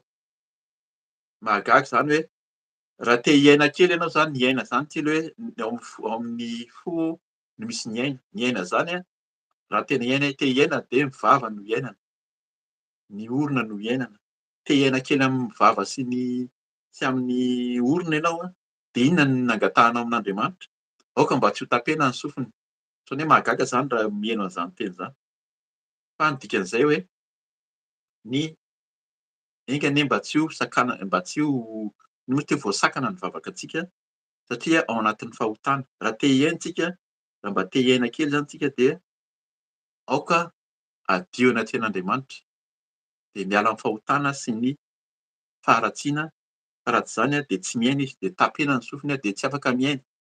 Dikan'izay zany ho faty isika sy mitohy ilay aina izay omen'ny tompo zany fa mila mangataka amin'ny tompo foana mba hiaina izy any an-danitra any. Fa ny fahotanareo no hevitra mampisaraka anareo hozy izy sy henoan'ny tompo antsika. Tenin'Andriamanitra koa zany. Andiko 7:10 manomboka amin'ny 7 zany amin'ny Romanina toko 9 amin'ny anaran'i Jesosy. Fa izay tsy hain'ny lalàna satria ny nofo no nanalemy azy dia vitan'Andriamanitra tamin'ny nanirahany ny zanany. Naka ny endriky ny nofo ota sy ny amin'ny ota ka nanameloka ny ota tao amin'ny nofo. mba hatanteraka ny fahamarinana ilain'ny lalàna amintsika izay tsy mandeha araka ny nofo fa araka ny fanahy. Tapahakely fotsiny moa izany fa izay ilay izy hoe tsy mitovy mihitsy izany ny lalan'ny nofo sy ny lalan'ny fanahy, fa ny nofo dia mifanohitra amin'ny fanahy. Izy tenin'Andriamanitra any amin'ny Galatiana koa misy an'izay manazava an'izany, 5:5 amin'ny anaran'i Jesosy. Fa izay araky ny nofo dia mihevitra izay zavatry ny nofo, fa izay araky ny fanahy kosa dia mihevitra izay zavatry ny fanahy. Ny fihevitry ny nofo dia fahafatesana, fa fiainana sy fiadanana kosa ny fihevitry ny fanahy. Mazava mihitsy izany fa mila miala amin'ny fiainan'ny nofonsika fa mila mitady ilay fiainana ara-panahy. Fiainana ara-panahy dia tsisy afa-tsy ny hoe fibebahana mandeha araka ny fahatsarana, ilay hoe fahamasinana sy fahamarinana anatiny sy ivelany ahafahantsika mihaona amin'ny Tompo. 5:7 amin'ny anaran'i Jesosy. Satria fandrafinan'Andriamanitra ny fihevitry ny nofo, fa tsy manaiky ny lalàn'Andriamanitra izy sady tsy hainy akory izany. Ary izay ao amin'ny nofo dia tsy mahay manao ny sitrapon'Andriamanitra. Raha izany teny izany zany no ianontsika dia efa manazava, izay mahatonga an'ilay izy tsy hazavaika intsony, fa nazavain'ny mpanompony teo izany tamin'ny fibebahana teo. Raha tsy hainao izany afaka misy enregistré moa izany ny fotoana izao amin'ny YouTube dia azonao iverenana hoe inona marina moa izany ny tena teny tamin'ny fibebahana teo, fa efa nazavain'ny manontolo teo izany ny amin'ny alohan'ny hibebahana teo hoe ary izay 5:7 amin'ny anaran'i Jesosy, ary izay ao amin'ny nofo dia tsy mahay manao ny sitrapon'Andriamanitra. 5:8 amin'ny anaran'i Jesosy. Fa ianareo dia tsy ao amin'ny nofo fa ao amin'ny fanahy, raha ny fanahin'Andriamanitra no mitoetra ao anatinareo, raha ny fanahin'Andriamanitra mitoetra ao anatinareo. Raha misy kosa tsy manana ny fanahin'i Kristy dia tsy azy izy. Zay zany tena hoe mampatahotra mihitsy izany rehefa tsy ao amin'ny fanahin'i Kristy na fanahin'Andriamanitra no amintsika dia tsy an'i Kristy tsika, fa ohatran'ny hoe karazany hoe lany fotoana ihany ve? Fa mila mampiasaina no mila heritreretintsika araky ny teny teo hoe raha mbola tsy nanolotra tena ho an'ny Tompo ianao, mbola tsy nanolotra ny tenanao amin'ny Tompo, nanaiky an'i Jesosy ho Tompo sy mpamonjy dia fotoana izao. Raha ao anatin'ny variana ny hevitra dia fanavaozana koa ny fanoloran-tena. 5:10 amin'ny anaran'i Jesosy. Fa raha Kristy no mitoetra ao anatinareo, na dia maty ihany aza ny tena noho ny ota, dia fiainana kosa ny an'ny fanahy noho ny fahamarinana. Zay ilay izy, angatao foana ny Tompo, angatao Kristy, angatao ny fanahy masina ao amintsika fa hanome antsika fiainana izy, hanome fiadanana, hanome fahamarinana. 1:11 amin'ny anaran'i Jesosy. Ary raha ny fanahin'izay nanangana Jesosy tamin'ny maty no mitoetra ao anatinareo, dia izay nanangana an'i Kristy Jesosy tamin'ny maty no hamelona ny tenanareo mety maty amin'ny fanahiny izay mitoetra ao anatinareo. Zay zany ilay izy, izay ilay hoe raha tsy nitsangana tamin'ny maty Jesosy dia foana ny finoantsika. Ary ilay fitsanganan'i Jesosy tamin'ny maty, izay ilay hoe tany andafaka izy nandalo tany amin'ny aloky ny fahafatesana izy fa nitsangana tamin'ny maty dia izy no hamelona. Ilay fanahin'Andriamanitra no nanangana azy dia raha mivelona miaraka amin'i Jesosy tsika, miala amin'ny fahotana ny bebaka, dia ilay fanahiny kosa izy no hampitsangana antsika dia mitoetra anatinareo. Amin'ny anaran'i Jesosy toizako. 12:12. Koa amin'izany ry rahalahy dia mpitrosa isika tsy amin'ny nofo anefa ka ho velona araka ny nofo. Raha velona araka ny nofo ianareo dia tsy maintsy maty, fa raha ny fanahy kosa no hamonoanareo ny asan'ny tena dia ho velona ianareo. Fa izay tarihin'ny fanahin'Andriamanitra no zanak'Andriamanitra. Heverina matetika io teny io tato ato hoe izay tarihin'ny fanahin'Andriamanitra no zanak'Andriamanitra. Fa izay nanaiky an'i Jesosy ozy izy ho manaiky ny anarany, mino amin'i Jesosy izany natao hoe zanak'Andriamanitra koa. Averina foana fa ny olona izany menatra tenenina hoe zanak'Andriamanitra, fa rehefa hoe ao amin'i Jesosy ianao tokony tsy menatra amin'ny maha zanak'Andriamanitra antsika fa mijoro, ary izay ny fidianan'ny Tompo antsika. Rehefa nanaiky Jesosy ianao zanak'Andriamanitra dia ny rahany hitory ny filazantsara maha Jesosy Kristy zanak'Andriamanitra azy, dia tsika koa natao hoe zanak'Andriamanitra satria ao amin'ny Tompontsika nateraka vaovao. 5:10 amin'ny anaran'i Jesosy. Fa tsy nandray ny fanahin'ny mpanadevozana ho amin'ny tahotra indray ianareo, fa nandray ny fanahy mpanandray ny fanahy ny fananganana anaka izay azontsika miantso hoe Aba Ray. Rehefa miaraka amin'ny tompontsika, miaraka amin'ny Jesosy dia afaka miantso hoe zanak'Andriamanitra. Izay no tiany tenenina eto hoe miantso hoe Aba Ray io. Aba io zany fomba fiteny amin'ny teny hebreo ny atao hoe Andriamanitra Aba Ray. Izy fanahy dia miara-milaza amin'ny fanahintsika fa zanak'Andriamanitra isika. Raha zanaka dia mpandova, eny sady mpandovan'Andriamanitra isika no mpiray lova amin'ny Kristy koa, raha miara-miaritra aminy mba hiara-manam-boninahitra aminy koa. Amen. Tsara ny tenin'ny Tompo mila zany tsika mandroso hiaraka amin'ny Jesosy araka ilay teny teo tsara ilay teny ery am-boalohany, koa amin'izany dia tsy misy fanameloana ho an'izay ao amin'i Jesosy Kristy. Fa izay ao amin'i Jesosy Kristy ihany tsy misy fanameloana, fa raha tsy ao amin'i Jesosy zany tsika dia efa voaelo karaha-teo. Fa ny manana an'i Jesosy ho Tompo sy mpamonjy dia izy no misolo vavantsika, ny fanahiny koa no misolo vava. Raisintsika ny ao amin'ny Salamo 140 ny 1-enina ka hatramin'ny 9. Salamo 140 1-enina ka hatramin'ny 9 amin'ny anaran'i Jesosy. Ny fanatitra alatsa-dra sy ny fanatitra avy amin'ny zavamaniry dia tsy mba sitraka ao. Nanokatra ny sofiko ianao, ny fanatitra dorana manontolo sy ny fanatitra noho ny ota dia tsy mba nilainao. Dia hoy aho, inty aho, tonga, amin'ny horonam-boky no nanoratana ahy. Anao ny sitraponao Andriamanitra no sitrako, ary ny lalànanao no atanatiko. Amen. Ajanontsika eo ny ao amin'ny Salamo 140. Hitantsika eto fa hoe misy fanatitra alatsa-dra sy ny fanatitra amin'ny zavamaniry dia tsy mba sitraka ao. Satria ny zanak'Israely zany nandeha tamin'ny lalàna.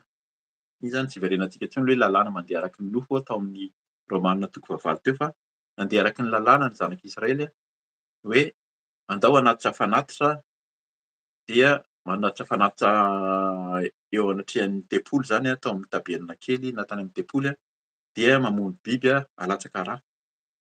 Satria nasaina izany ilay fanadiovana tamin'ny rà biby no ho famelan-keloka. Rehefa misy fanatitra fanazavana zany, rehefa hanatitra ny zanak'Israely dia mitondra biby tao amin'ny tempolo tao zany, teo amin'ny mpisorona, dia apetrany eo amin'ilay biby ny tanany, dia eo mason'ny mpisorona zany dia rehefa alatsaka ny ràn'ilay biby dia hoe izay no famelan-keloka. Izay ilay mahatonga an'ilay tamin'ny andro taloha talohan'ny nandravanan'ny tempolo dia tena manalina mihitsy ny biby novonoina ho famelan-keloka. Rehefa tonga Jesosy dia nandatsaka ny rà an'indray mandeha monja ozy izy dia ho fanavotana sy famelan-keloka. Izay ilay izy hoe tsy nankasitrahan'ny Tompo ny fanatitra alatsa-dra sy ny fanatitra avy amin'ny zavamaniry dia tsy mba sitraka ao izy. Nanokatra ny sofiko ianao. Ianao le tsy mahagaga inona ny idiran'ny fanokafana sofina. Ao an-tenateny Davida moa zany no manoratra ny salamo eto, fa rehefa mivakiny ity dia ohatran'ny hoe Jesosy no niteny tamin'ity. Fa ny dikan'ilay manokatra ny sofina mila mihaino zany, hoe aina mamila famelan-keloka. Dikan'ilay manokatra sofina eto dia mila mihaino an'Andriamanitra. Ny dikan'ny fenona mandray inona moa izy teo, ny mpankatoza izy zany no tiany fa tsy ilay hoe mpihaino fotsiny. Mila mankatoha, ny dikan'ilay hoe mankatoha dia manaiky ny tenin'Andriamanitra. Ny tenin'Andriamanitra dia amin'ny Baiboly. Zay foana ilay izy hoe rehefa mihaino zany tsika dia mila maka ny tenin'Andriamanitra amin'ny Baiboly, mazoto mamaky ny tenin'Andriamanitra dia mahafantatra ny tenin'Andriamanitra. Ary ny teny any amin'ny Jaonina voalohany efa fanazavana matetika, ny teny tao amin'Andriamanitra, ny teny dia Andriamanitra, ary ny teny dia tonga nofo. Ny tenin'Andriamanitra dia tsy iza fa Jesosy Kristy. Inona nahatonga anazy ny teny eo? Andininy fa ambany kely hoe nanokatra ny sofiko ianao. Izany hoe mila mihaino ny tenin'Andriamanitra. Ny fanatitra dorana manontolo sy ny fanatitra noho ny ota dia tsy mba nilainao. Misy zany ny olona mizatra hoe mibebaka hoe misy mpisorona dia mamono biby, fa tsy ilain'Andriamanitra zany, fa ilay fo arak'ilay teny teo, ny fontsika no tiany Tompo. Atolotra ho mendrika madio anatrehan'Andriamanitra. Dia inona no teneniny eto zany andiny fahafito? Dia hoy aho, ity aho tonga ao amin'ny horonam-boky no nanoratana ahy. Davida no miteny eto fa Jesosy nandray ny teny io hoe horonam-boky zany. Tamin'ny taloha manko ny tenin'Andriamanitra tsy baiboly ohatr'izao no nosoratana fa horonam-boky. Io zany natao hoe Torah na teny izay nomenan'i Mosesy tamin'ny testameta taloha teo zany dia horonam-boky io soratana tao zany. Tao amin'ny horonam-boky no nanoratana ahy. Jesosy io, io le hoe Jesosy Kristy mila mino ianao manaiky an'i Jesosy Kristy ho tompo sy mpamonjy zay vao velany heliko ao zany aloha voalohany indrindra ary mila mino manaiky le fanekena. Io le testameta izay fanarahana zany alliance dia ny rahan'i Jesosy mihitsy no mila ekenao fa ao amin'ny rahan'i Jesosy ny tenan'izay natolotra teo amin'ny Havezaliana ampy hanafaka ny fahotantsika. Dia zay ilay izy hoe ao amin'ny horonam-boky no nanoratana ahy Jesosy io. Dia andiny fahavalo amin'ny anaran'i Jesosy hoe ny anao ny sitraponao Andriamanitra no sitrako ary ny lalànanao no atanatiko. Inona Jesosy no niteny an'izany tamin'izy nivavaka tamin'ny alohan'ny nanombohana azy tao amin'ny Getsemane zany hoe aoka tsy ny sitrapoko natao fa ny sitraponao. Raha ny mahazanak'Andriamanitra an'i Jesosy dia tena hoe avelao eo ireo olombelona ireo ohatra fa tena nanaiky mihitsy izy ny rahan'Andriamanitra izy ny rahany iray hisolo voina antsika teo amin'ny hazofijaliana dia nanaiky tamin'ny heniny raha ny heno ianao sady mampirisika anao zany raha mbola te heno ny fampaherezana sy ny fibebahana dia nisy filazana mihitsy fa nokapohina Jesosy nororaina natao tsinotsinona noho ny fahotantsika ka zay hoe mila manaiky. Jesosy nanaiky ny fanaovana tsinotsinona azy satria nanaiky ny tenin'Andriamanitra izy. Dia tahaka izany tsika tokony hanaiky ny Tompo, tsika tokony hanaiky an'Andriamanitra, manaiky an'Andriamanitra dia mihaino ny teniny izay ilay hoe ny sofina tsy manao fahazarana zany amin'ny lalàna sy ny fombafomba fotsiny ivelany tahaka nataon'ny zanak'Israely fa tsy sirak'Andriamanitra zany ny fanatitra hodorana sy ny fanatitra latsa-dravo tsy sirak'Andriamanitra fa ny fontsika ny fahatsarantsika no hatrenan'ny Tompo zany no tiany amintsika zany ho ataontsika ka dia mila mahery tsika. Amen. Somary tapaka kely teo saiko na mbola maheno ianareo. Amen. Maheno tsara ve azafady? Maheno tompo, maheno tsara. Amen. Misaotra ny Tompo zany dia efa alohan'ny andraisantsika fanasan'ny Tompo zany mba tsy ho lava ny tenin'Andriamanitra satria arak'ilay teny teo betsaka ny tenin'ny Tompo tianao hazavaina ary tiany ampahafantarina antsika mba tsy hoe manaraka fotsiny zany tsika hoe andasy zay fa manaraka an'i Jesosy. Izy moa zany le Jesosy Kristy arahana ity. Le Jesosy Kristy dia arak'ilay teny teo efa tao amin'ny horonam-boky tamin'ny andro taloha izy efa nitenenina tao amin'ny testameta taloha zany dia nisy fanarahana tao averina kely ihany zany izy fanarahan'Andriamanitra tamin'ny zanak'Israely tamin'ny Abrahama dia ny raha ny tamin'ny nanaovana famorana ny lahy matoa na ny lahy rehetra zany teo amin'ny zanak'Israely. Dia ankoatran'izay dia ny raha izay nalatsaka tamin'ny solona nefa ireny tsy sirak'Andriamanitra ireny tsy sirak'Andriamanitra ireny fa ny rahan'i Jesosy Kristy mihitsy no narotsany nalefa ny tetỳ amin'izao tontolo izao hanadiovana antsika ka zay io atao fahatsiarovana io ovakitsika ho izy rehefa avy eo fa tenin'i Jesosy zany hoe izao natao fahatsiarovana tamin'ny mpianatra zany dia ny fisotroana ny rahany. Ny rahan'i Jesosy zany tiany ohatran'ny hoe famantarana moa zany hoe ranom-boloboka fa fampatsiarovana ny hoe misotro ny rahan'i Jesosy. Ovakitsika ny Romanina 10 andiny 5 ka hatramin'ny 17 ahafantarantsika hoe inona moa zany no ataontsika eo anatrehan'izao tenin'Andriamanitra izao izay mitaky antsika hanantona ny Tompo raha mbola tsy nandray an'i Jesosy ianao na hanavao ny fanoloran-tenantsika koa. Hebreo 10 manomboka amin'ny 5 dia farahantsika ny 17 amin'ny anaran'i Jesosy. Fa i Mosesy dia nanoratra ny laza fa ny olona izay manao ny famarinana avy amin'ny lalàna no velona amin'izany. Izany zany eo amin'ny Levitikosy 9 andiny 5 no nanoratany an'izany. Andiny 6 Ny fahamarinana izay avy amin'ny finoana kosa dia milaza hoe aza milaza ao am-ponao hoe iza no hiakatra any an-danitra, zany hoe ny ampidina an'i Kristy avy any izany, na iza no hidina any amin'ny lalina, zany hoe ny hampiakatra an'i Kristy avy any amin'ny maty izany. Fa ahoana no lazainy? Eo akaikinao ny teny, dia eo am-bavanao sy eo am-ponao. Ao amin'ny Deutéronomie 30:1-12 zany. Ao akaikinao ny teny dia eo am-ponao, ao am-bavanao sy ao am-ponao. Fandraisantsika teo koa zany ao amin'ny Jauna voalohany iny, ny teny dia tao amin'Andriamanitra, teny dia Andriamanitra, ny teny no tonga nofo. Dia le teny dia lasa le hoe Andriamanitra, le fanahy masina mihitsy zany. Ao am-bavantsika sy ao am-pontsika. Amin'ny anaran'i Jesosy, io le iainana. Zay no tiako teneneo, ao am-bavantsika sy ao am-pontsika ao, le ao fo no misy ny aina, ny vava no miaina, dia ao anatintsika ao le teny dia Jesosy Kristy, le aina, ny rahan'i Jesosy mikoriana ao anatintsika. Dia hoy izy amin'ny anaran'i Jesosy hoe dia ny teny ny amin'ny finoana izay torianay izany. Zay hoe mila finoana. Eto zany raha mbola tsy mino ianao fa Jesosy Kristy tokoa ilay zanak'Andriamanitra, dia fotoana zao andraisanao fa mila mino. Enoantsika ny tohiny fa mazava ny tenin'Andriamanitra amin'ny tohiny eto amin'izany amin'ny anaran'i Jesosy. Satria raha manaiky an'i Jesosy ho tompo amin'ny vavanao ianao ary mino amin'ny fononao fa Andriamanitra efa nanangana azy tamin'ny maty, dia ho vonjena ianao.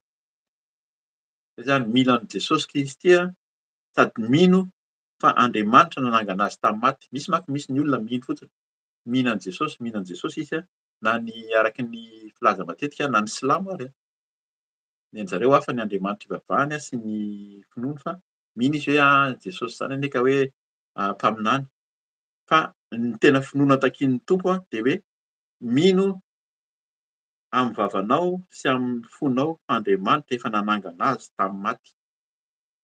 Tsy ilay Jesosy fotsiny no inonao fa maty izy dia nitsangana tamin'ny maty. Mino fa Andriamanitra ary Andriamanitra nanangana azy tamin'ny maty, dia Andriamanitra nanangana azy tamin'ny maty dia ho vonjena ianao. Zay tsika vao ho vonjena. Raha tsy manaraka an'izay finoana izay zany tsika dia tsy ho vonjena akory. Ka izany teny izany teny amin'ny mampahafantatra antsika, vakiana tsara ny tenin'Andriamanitra dia vakiana miadana koa matetika dia fantatra. Fa raha vao maimaika fotsiny dia faly fotsiny hoe tsisy fanameloana intsony eo amin'ny Jesosy Kristy hony. Fa ao amin'ilay Jesosy Kristy matoa ianao tsy voavela elo koa hoe tsisy fanameloana, dia mino amin'ny vavanao sy amin'ny fonao fa Andriamanitra no nanangana azy tamin'ny maty dia ho vonjena ianao. 15 amin'ny anaran'i Jesosy tamin'ny Romanina 12, fa amin'ny fo no hinoana azahoana fahamarinana ary amin'ny vava no hanekena azahoana famonjena. Zay zany izy raha mbola tsy nanaiky an'i Jesosy ianao dia mila mino amin'ny fonao mihitsy ary teny, zay hoe teneno mafy, teneno amin'ny vavanao mihitsy fa Jesosy Kristy no tompoko sy mpamonjiko manomboka izao. Raha mbola mihembotra kosa ianao dia manavao izay fanoloran-tena eo amin'ny Tompo izay. Fa 15 averika any amin'ny anaran'i Jesosy, fa amin'ny fo no hinoana azahoana fahamarinana ary amin'ny vava no hanekena azahoana famonjena.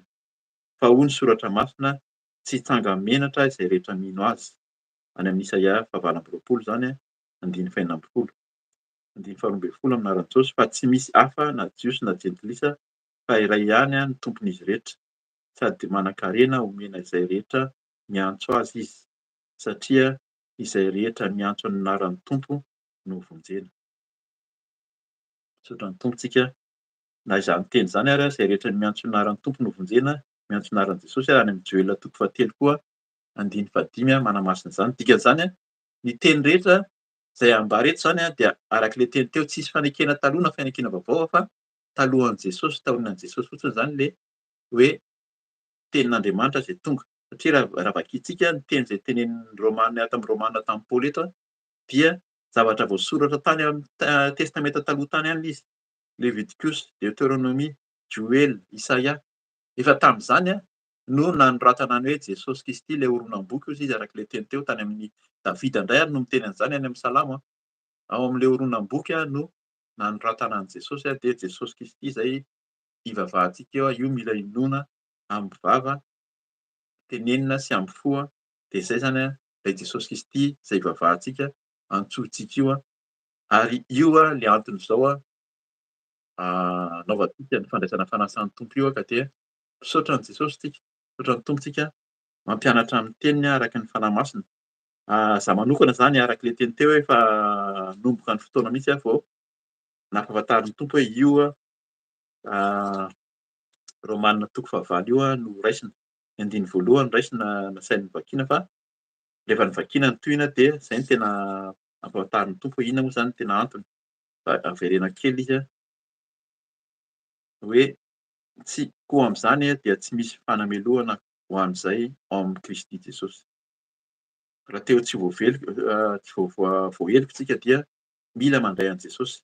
Rehefa manana an' Jesosy ozy izy dia araka le teny amin'ny toko fahafolo teo hoe mamino azy amin'ny vava sy amin'ny fo, manaiky azy amin'ny vava dia mino amin'ny fo, fa izy dia natsangan'Andriamanitra tamin'ny maty. Dikan'izany nitsangana tamin'ny maty zany mila fantatsika fa Jesosy alohan'izy maty izay iverina hoe maty dia nandataka ny rany aloha, nanadio izy ary nanavao ka io rano io no ampatsiahiviny amin'iza n'iza izay mandray an' Jesosy mila misotro ny ranon'i Jesosy ary mankatoa azy ihany koa amin'ny fo sy amin'ny vava mino fa izy ilay zanak'Andriamanitra.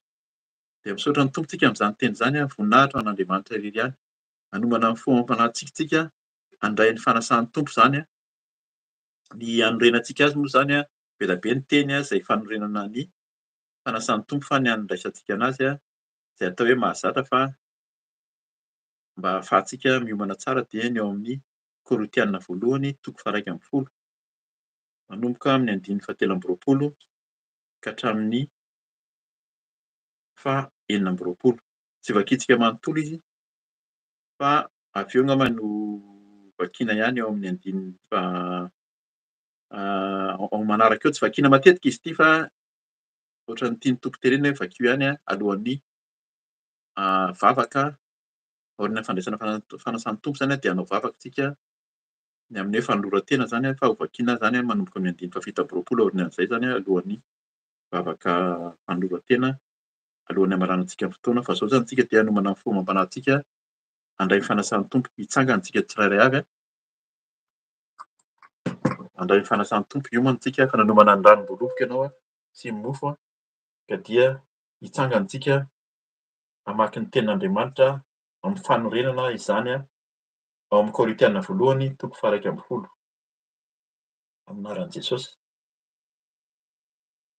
Fa Jesosy tompo tamin'iny alina izay namadiana azy iny dia nandray mofo ary rehefa nisaotra izy dia novakiny ilay mofo ka hoy izy: ity ny tenako izay vakiana ho anareo, izao no ataovy ho fahatsiarovana ahy.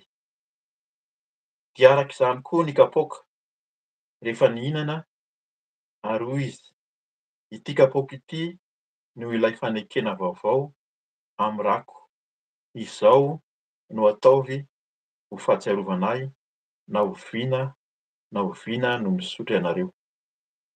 Amen. Hivavaka tsika. Eny Tompo, izao tokoa no ampatsiahivanao anay, fahatsiarovana ny amin'ny nanoranao ny tenanao teo amin'ny hazofijaliana, nandatsahanao ny ranao soa teo amin'ny hazofijaliana koa, ho fanavotana, ho fanadiovana indray mandeha monja hozy ianao. Zay izao dia nividinao efa nibebaka teo anaty ianao zay Tompo, nifono taminao tamin'ny fahalemena rehetra ka zany no asahinay mijoro eo anaty ianao nandray anao zay ho tompo sy mpamonjy natao batisa tamin'ny anaranao ka dia izao hatsiaro anao zay Jesosy. Dia indraindray indray mandeha isam-bolana ary ny fahatsiarovana anao dia ankasitrao zany satria fanoloran-tena ho anay, fanoloran-tena ataonay ao anaty ianao ka dia mamasino izao famantarana izao ianao anahy masina. Anahy masina izao ianao Jesosy hanadio sady ary hanavao ka dia marino zany ho voninahitry ny aranao irery ihany marino satria ianao no tsarovana ankehitriny noho ny famonjena, noho ny fanavotana, famelan-keloka, fanadiovana izay ataonao aminay androany ka dia hamarino izao famantarana izao ho voninahitry ny aranao irery ihany amin'ny anaran'i Jesosy Kristy. Amen. Fa na oviana ianareo no mihinana itony mofo itony sy misotro amin'ny kapoaka dia manambara ny fahafatesan'ny Tompo mandra-piaviny. Amen. Raisitsika ny mofo dia hohanintsika amin'ny anaran'i Jesosy Kristy Tompo.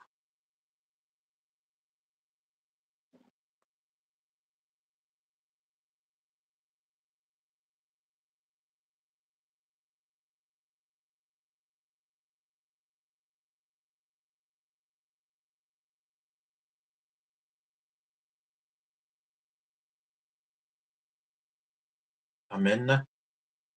Toy izany koa no andraisantsika ny ranom-boaloboka sotroina amin'ny anaran'i Jesosy Kristy Tompo.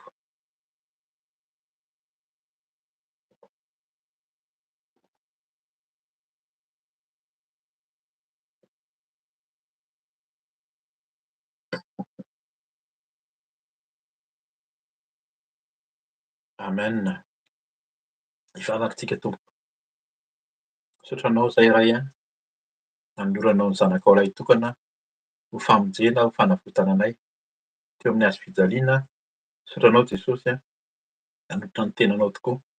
Ny tenanao tokoa no tena fihinana. Ianao ilay teny tonga nofo. Dia misaotra Tompo fa tonga etỳ amin'izao tontolo izao ianao nisolo-voina ny fahotana sy ny tsy fahamendrehanay. Ary indrindra ilay rahanao Jesosy nataonao fanekena vaovao izy ianao. Fanekena vaovao satria efa vita ny fianakena teo aloha. Nifohananao izany tamin'ny nanoloranao ny ranao teo amin'ny hazofijaliana ka dia nifohananao izany Tompo ankehitriny izay dia afaka mandroso, afaka mandray anao n'iza n'iza, mibebaka, mifoana ary indrindra miala amin'ny fahotana sy ny faharatsiana. Dia manaiky anao ho zanak'Andriamanitra, manaiky fa ianao dia natsangan'Andriamanitra ray. Dia ianao Jesosy no inonay, ny ranao ampy manadio. Ilay ranao tokoa no sotroinay araka ny efa nivavaka teo hanala izay tsy anao rehetra, ny fahotana, ny faharatsiana, ny aretina, ny loza sy fikasana ataon'ny Satana rehetra. Dia efa nifohanana amin'ny anaranao Jesosy ary potehana amin'ny ranao izany tsy hanakely aminay. Fa dia olom-baovao izahay madio sy vaovao manomboka izao ka dia misaotra amin'ny fanadiovanao isan'andro. Misaotra amin'ny famondram-ponao satria miasa sy mahery ianao mamaly vavaka, voninahitra ho anao irery ihany. Alleloia. Amin'ny anaran'i Jesosy Kristy. Amen. Amen. Dia araka ny teny teo izany mbola hanao vavaka isika alohan'ny hamaranana ny fotoana. Raha misy hanolo-tena ho an'ny Tompo dia afaka manaraka mivavaka ianao na tsy hanao sanatria moa izany ianao tsy hanjery tsy hanjery fotsiny fa tena tsika tsirairay avy no aoka hiteny eo anatrehan'ny Tompo izany amin'ny fo sy amin'ny vava ny finoana fa izy dia zanak'Andriamanitra, ilay Jesosy Kristy no tena hoe zanak'Andriamanitra nanolotra ny ainy teo amin'ny hazofijaliana. Dia izay ilay hoe vakiako aloha izany ny andininy fahafito amby roapolo mba hatramin'ny fotoana izay hoe aiza ny hametrahantsika azy alohan'ny hivavahantsika amin'ny anaran'i Jesosy. Koa nazovy no mihinana ny mofo sy misotro amin'ny kapoakin'ny Tompo amin'ny fomba tsy miendrika dia ho meloka ny amin'ny tena sy ny ran'ny Tompo izy. Izay ilay hoe mila mibebaka foana izany. Fa raha tsy mibebaka isika dia vao mainka ary fanameloana no miatra amintsika izany na dia misotro sy mihinana ny tenan'ny Tompo sy ny rany teo izany isika. Mila mitandrina mihitsy izany isika. Amin'ny andininy fahavalo amby roapolo amin'ny anaran'i Jesosy, faoka ny olona andiny tena vao hihinana ny mofo sy misotro amin'ny kapoaka. Fa izay rehetra mihinana sy misotro dia mihinana sy misotro fanameloana ho an'ny tenany raha tsy mamantatra ny tenan'ny Tompo izy. Izay izany mila hoe mamantatra ny tenan'ny Tompo izay izany mila mahafantatra mihitsy hoe iza ambany ilay Jesosy ary tena namindra fo tamiko ve Jesosy tena mibebaka marina ve izy tsika tsirairay avy. Noho izany dia betsaka no marary sy marofy eo aminareo ary efa maro aza ny lody mandry. Fa raha mba mamantatra ny tenantsika isika dia tsy mba ho tsaraina. Fa raha tsaraina isika dia ahitsy ny Tompo mba tsy ho eloina miaraka amin'izao tontolo izao. Jesosy rehefa tonga dia hitsara izy. Izay no teneny amin'ny Apokalipsy araka ny tenin'ny Tompo hoe zao manambara ny fahafatesan'ny Tompo izy mandra-piaviny. Ho avy Jesosy. Izay ambara eto amin'izao fiaraha-mivavaka izao foana. Ho avy Jesosy Kristy fa izy tsy hoe ho avy dia hoe tena hoe handeha amin'ny fahatsarana foana hoe tsara Jesosy fa hitsara izy, hitsara antsika olombelona tsirairay avy araky ny asantsika. Ka zay no tiana ambara zany mila mitandrina antsika inona no asa hoentintsika eo anatrehan'ny tompo. De zay zany no teny fanaovantsika veloma. De orinan'izay ny vavakantsika raha misy vonona ianao zany zao ianao vao maheno ny tenin'ny tompo vonona ny olo-tena, dia ataovy ny vavaka ao de aza reraka mamaky ny tenin'Andriamanitra, mihaino efa be dia be ny enregistrement na tenin'Andriamanitra na fijoroana vavolombelona amin'ny YouTube zany, amin'ny hoe ho avy Jesosy ho avy Jesosy Kristy amin'ity chaîne ity zany de amin'izay ianao afaka manaraka raha te haheno fampianarana sy fampaherezana na amin'ny tenin'Andriamanitra mamaky ny baiboly indrindra dia mahereza mazotoa raha atao anatin'ny fiangonana dia fotoana zao araka ny teny teo faraparan'ny taona zao de ny devoly tsy kely lalana mihitsy, fa mila tsika miverina amin'ny tompo mba tsy ho amintsika koa zany no hisian'ny fitsarana dia ny amin'ny fahafatesana sy ny faharariana. Ka dia aoka ny tompo hamindra fo amintsika mandrakariva, hivavaka tsika rehetra. Eny tompo, faly zay satria ianao no miaraka taminay teto, ianao no niteny ary dia tonga aminay tokoa ny teny ianao, le teny tonga nofo ny rahanao narotsaka ao mpanadiovana. Eny tompo, ankehitriny misy aminay, misy amin'ny mpanomponao maro eny androany raha mbola zao vao naheno teny vonona no tena hiverina aminao manaiky fa ianao le zanak'Andriamanitra, natsangany Andriamanitra, ianao le Jesosy Kristy nanjotsaka ny rano ao teo amin'ny hazofijaliana, ampy manadio ny fahotana sy ny faharatsiana rehetra. Dia reto Jesosy manolo tena manao, manaiky amin'ny vava fa ianao Jesosy Kristy no tompo sy mpamonjy ary mifonay manontolo amin'ny foko manontolo mbola nikeko fa ianao irery ihany no Andriamanitra sy tompo. Ka dia raiso ny tsirairay avy nizaniza manolo tena eo anatrehanao androany dia ianao handray tsy mifidy nizaniza ianao Jesosy, tsy manakana fa mihaino any an-danitra any ary mamindra fo mandrakariva koa. Tahaka izany koa nizaniza variana, miherikerika ny amin'izao fiainana izao tokoa. Betsaka ny zavatra misy henon'ny sofinay araky ny teninao teo, mampiherikerika ny fonay, hitan'ny masonay izay tsy ahafahanay mandroso mahatoky tanteraka fa ianao tokoa ampy ny fahasoavanao amin'ny fiainanay dia mifono aminao izay ary manavao ny fanoloran-tena indray androany handray anao ho tomponay sy mpamonjy, tsisy afa-tsy ianao irery ihany. Tsy mahay manao na inona na inona izay tompo raha tafasaraka aminao ary tsinitsinina raha tsy ianao no miasa, indrindra ianao sy ilay fanahinao, ilay fanahy indray izay apetraka ao anatinay araka ny teninao fa ao anatinay ianao ary eo aminay mandrakariva. Ka dia miasà ianao nizaniza manavao ny fanoloran-tena hiverina aminao dia tsy handà ianao hamindra fo aminay tsirairay avy ka dia raiso fa vonona mandrakariva ny tsirairay avy. Tehirizy izay Jesosy eo ambany elatra ao, tehirizy indray amin'izao taona, amin'ny faran'izao taona izao hiteny ianao araka ny efa teninao teo fa tandremo ny fonay amin'ny fonay no tokony tandremana.